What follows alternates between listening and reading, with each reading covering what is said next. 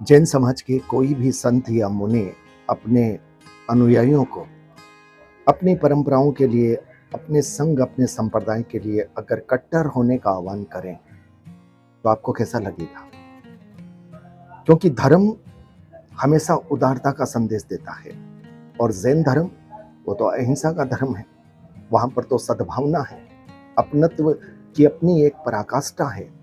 वहां पर कट्टरता की बात जाहिर है कि थोड़ी खटकेगी, पर सवाल ये भी है कि आखिर एक संत मुनि को अपने अनुयायियों के लिए ये उद्बोधन क्यों देना पड़ा, ये आह्वान क्यों करना पड़ा?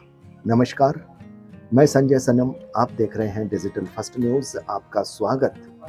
सोशल मीडिया के प्लेटफॉर्म पर आज एक वीडियो लिंक मेरे पास आई और जिसमें एक लिखा भी था कि मुनि जी कट्टर होने का संदेश दे रहे हैं। और जब मैंने वो वीडियो सुना, कट्टरता का शब्द थोड़ा खटका, लेकिन फिर मन में ये बात भी आई कि खाली कट्टरता पर आपत्ति व्यक्त करने से काम नहीं चलेगा।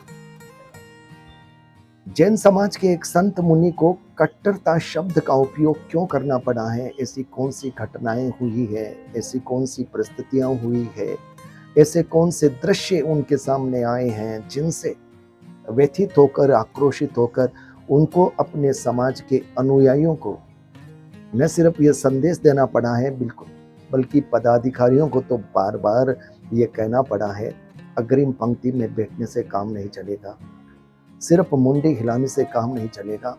समाज के मान सम्मान, स्वाभिमान के लिए अब करने का समय आ गया है। उदारता हमने बहुत रख ली।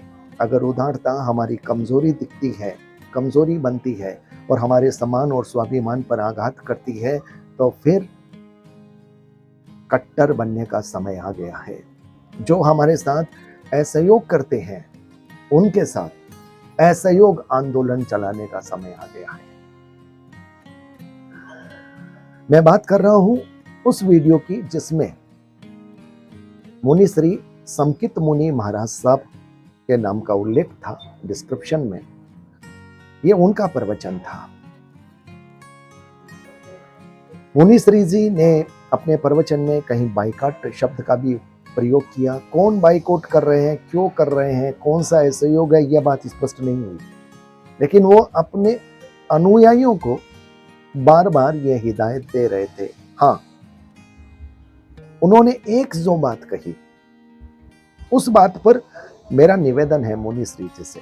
उन्होंने कहा अपने पदाधिकारियों से, समाज के पदाधिकारियों से, कि जिस संप्रदाय के लोग नहीं आ रहे आप उनका पता करें और जब उनका काम हो तो फिर उनके साथ भी असहयोग किया जाए। बस ये बात एक संत की श्रीमुख से उचित नहीं लगी, क्योंकि विवाद तो सामान्य पुरुष करते हैं, सामान्य प्राणी करते हैं। जो अध्यात्म के पथ पर होते हैं, सतत्व के पथ पर होते हैं, वो तो विवाद को संभाव में बदल देते हैं, सद्भाव में बदल देते हैं।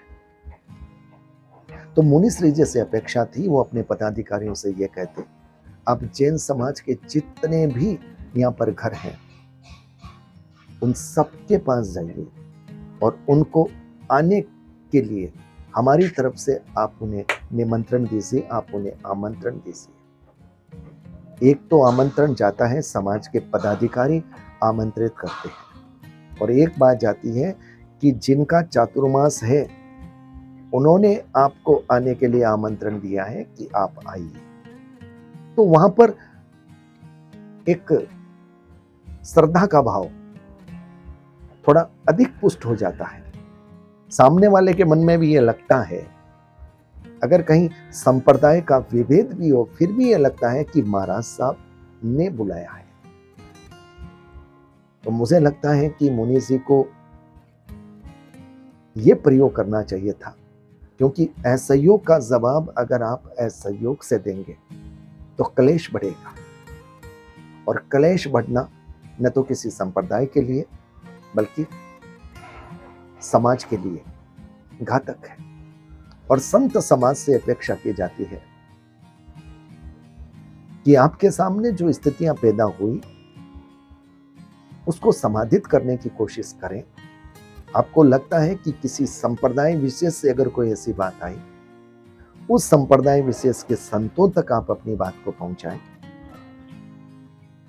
और ऐसा वातावरण बने जिसमें न तो किसी को कष्ट हो और न ही किसी को क्लेश हो। लेकिन मैं फिर भी यह मानता हूं कि अगर किसी संत मुनि ने कट्टर होने का आह्वान किया है तो कहीं ना कहीं उनके मन में दर्द है, उनके मन में आक्रोश है।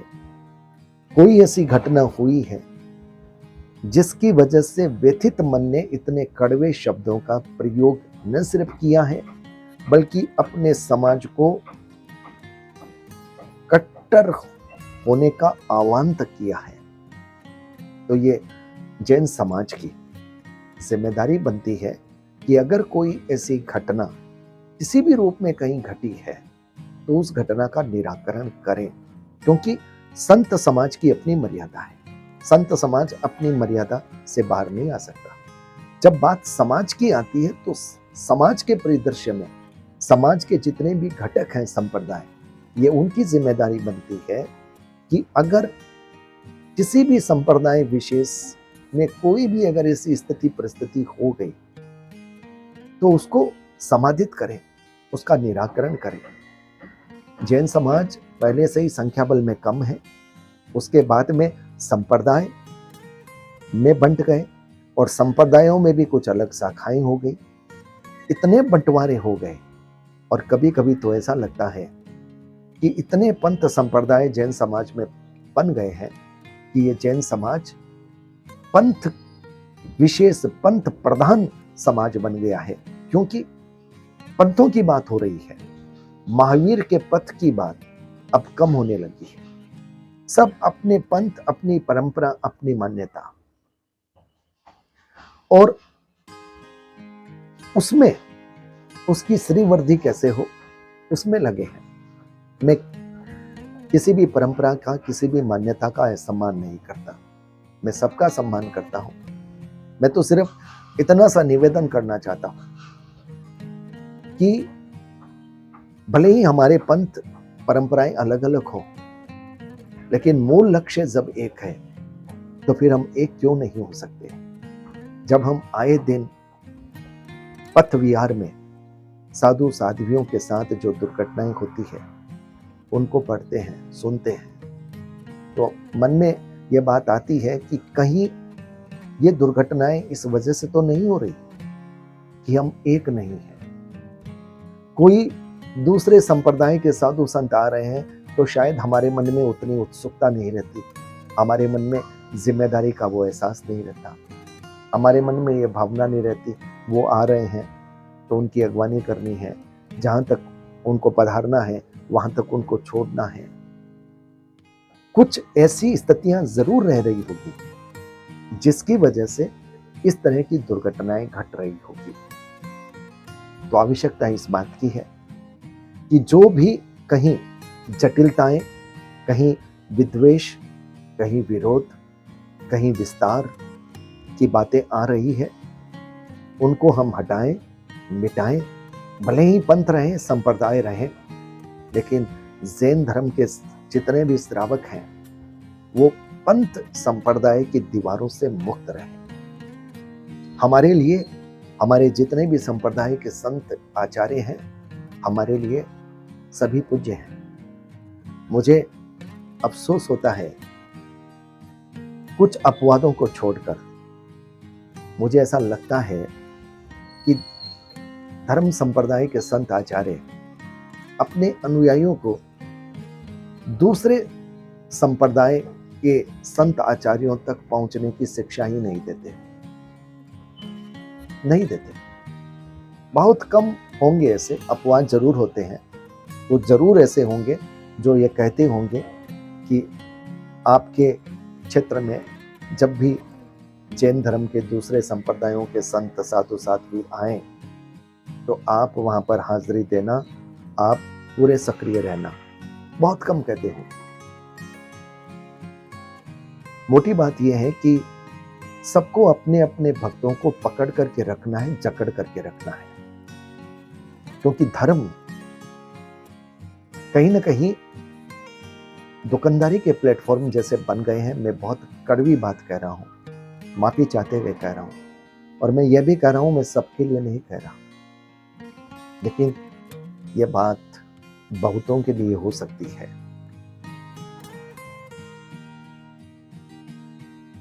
हर संप्रदाय के साधु संत के मन में यह भावना रहती है कि हमारे भक्त इधर से उधर ना हो जाए, कहीं हम दूसरे संतों के पास भेज देंगे, जाने के लिए कह देंगे, और उनकी विद्वता से प्रभावित होकर अगर वो वहीं जाने लग गए, अगर वो उन्हीं की परंपराओं को मानने लग गए, अगर वो अपना रुपया फिर वहीं पे देने लग गए, बात रुपयों की भी है।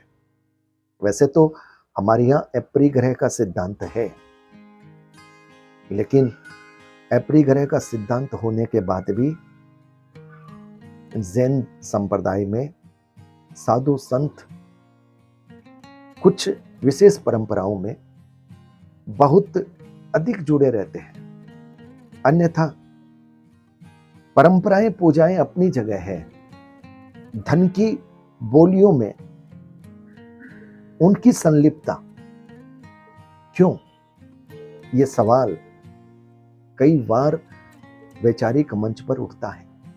जब आपस में बात होती है तो ये चर्चाएं होती है कि जहां अपरिग्रह का सिद्धांत है, वहां साधु संत को बोलियों में, धन की बोलियों में अपने आप को आगे रखने की आवश्यकता क्या है। उनके मन में यह भाव भी नहीं आना चाहिए। समाज की व्यवस्थाएं हैं, वो समाज करेगा, रुपया समाज को चाहिए, क्योंकि व्यवस्थाएं समाज को करनी है। साधु संत को तो व्यवस्थाएं नहीं करनी, उनको तो धर्म का मार्गदर्शन देना है, धर्म की बात कहनी है। समाज उनके लिए व्यवस्थाएं करके देता है। पर बहुत सारे ऐसे उदाहरण दिखते हैं जहां पर हमारे जैन समाज के संत उस रूप में संलिप्त रहते हैं, और तब मन में सवाल उठता है। और मैं फिर कह रहा हूं, अब जो नई पीढ़ी आ रही है, नई पीढ़ी आने वाले वर्षों में बहुत सवाल करेगी। अगर उनके सवालों के समाधान नहीं मिले तो फिर चाहे माताजी पिताजी कितने ही उनको कह दें, वो वहां पर नहीं आएंगे, क्योंकि उनका समय बहुत कीमती होगा। जो अब आने वाले समय में जो दिख रहा है, उसमें ऐसा लगता है कि आने वाली पीढ़ी अपने समय का नियोजन वहीं करेगी जहां उन्हें कुछ प्राप्ति होने की संभावना दिखेगी। प्राप्ति का मतलब धन की प्राप्ति से नहीं है। अगर वो ज्ञान के, दर्शन की, अध्यात्म की प्राप्ति के लिए जा रहे हैं तो उनको वहां ऐसा लगना चाहिए। तो मोटी बात मैं पुनः यही निवेदन करता हूं, हालांकि ये जो अपरिग्रह वाली बात थी, धन की संलिप्तता की बात थी, इस पर तो कुछ बात थोड़ी विस्तार से आगे कही जाएगी, क्योंकि अगर कहीं समाज में, समाज के लोगों में कहीं सवाल चल रहे हैं, कहीं कुछ ऐसे विचार चल रहे हैं, तो समाधान कौन देगा? समाधान देने की जिम्मेदारी संत समाज की है, व्यवस्थाएं करने की जिम्मेदारी श्रावक समाज की है। वो सामाजिक परिपाटी है, सामाजिक परिदृश्य है। और जब हम अतिक्रमण करते हैं, भी समाज की जिम्मेदारी को भी हम अपनी जिम्मेदारी समझने लग जाते हैं, तो मुझे लगता है टकराव वहां भी होता है। और कई वाद विवाद तो धन के हैं, वो चाहे सामाजिक संगठन और संत समाज के बीच में हो, चाहे ट्रस्ट और संत समाज के बीच में हो। तो सामाजिक लोगों के बीच में तो धन आ सकता है, उनके लिए तो धन का विवाद हो सकता है, लेकिन संत समाज के सामने धन का विवाद क्यों? वो तो छोड़कर आए हैं, और उन्होंने पंच महावर्तों के परिधान पहने हैं, उनमें से एक अपरिग्रह भी है। और बिल्कुल मन से उनके मन में न तो कामना होनी चाहिए, न भावना होनी चाहिए, और न ही किसी भी रूप से याचना होनी चाहिए। पर जब ऐसे दृश्य दिखते हैं तब सवाल होते हैं। तो आज के वीडियो में मैंने जिस विषय के लिए बात कही थी कि जैन संत मुनि को अपने समाज, अपने अनुयायियों को कट्टर होने के लिए क्यों कहना पड़ा, ये समग्र जैन समाज की जिम्मेदारी है। ये हम ये नहीं टाल सकते कि ये सरमन संघ के संत ने कहा है, कह दिया होगा, नहीं। अगर ये बात आई तो क्यों आई, आखिर कहां से ऐसा कोई दृश्य हुआ, किस संप्रदाय के द्वारा ऐसा कोई अभिनय हुआ, अगर हुआ क्यों हुआ, इस विषय को गंभीरता से लेने की आवश्यकता है। जैन समाज के अग्रगण्य पदाधिकारीगण, मैं किसी संप्रदाय की बात नहीं कर रहा हूं, मैं तो यह चाहता हूं कि समग्र जैन समाज की एक ऐसे लोग उसमें जुटे जिनके मन में सभी संप्रदायों के प्रति सम्मान हो और सभी संप्रदायों को एकजुट रखने की एक मुहिम बने कि हमारे सभी संप्रदाय एकजुट रहें, कहीं परंपराओं से, मान्यताओं से, वैचारिक भावों से एक दूसरे पे क्लेश ना हो, टकराव ना हो, हम एक रहें। ये एकता कैसे बन सकती है, इसके लिए सतत प्रयत्न होने चाहिए और उसमें आध्यात्मिक पटल को भी अपना सही रूप से मार्गदर्शन और योगदान देना चाहिए। मेरा यही निवेदन है। इस वीडियो में मेरे भाव से, मेरे शब्दों से अगर कहीं किसी के मन में भी अगर कोई ऐसा विचार आया हो, उनका मन आहत हुआ हो, तो मैं सविनय क्षमा चाहता हूँ। मेरा मकसद किसी के दिल को आहत करना नहीं है, लेकिन होता क्या है, जब कुछ ऐसे कड़वे संदर्भ आते हैं, कुछ ऐसे दृश्य दिखते हैं सोशल मीडिया के प्लेटफॉर्म से, तो मन विचलित होता है, मन में सवाल होते हैं और कई बार सवाल औरों के भी होते हैं, समाज के लोगों के। उनके सवालों को भी आवाज़ देने की जिम्मेदारी एक पत्रकार की होती है। तो बस ये मेरी एक आप जिम्मेदारी समझिएगा। मैं कोशिश कर रहा हूँ जिम्मेदारी के निर्वहन की। मैं ये तो नहीं कह सकता कि सही रूप से हो रही है, खामियां रह सकती है। कोई खामी हो तो बताइएगा, माफ कीजिएगा। बहुत बहुत आभार, नमस्कार।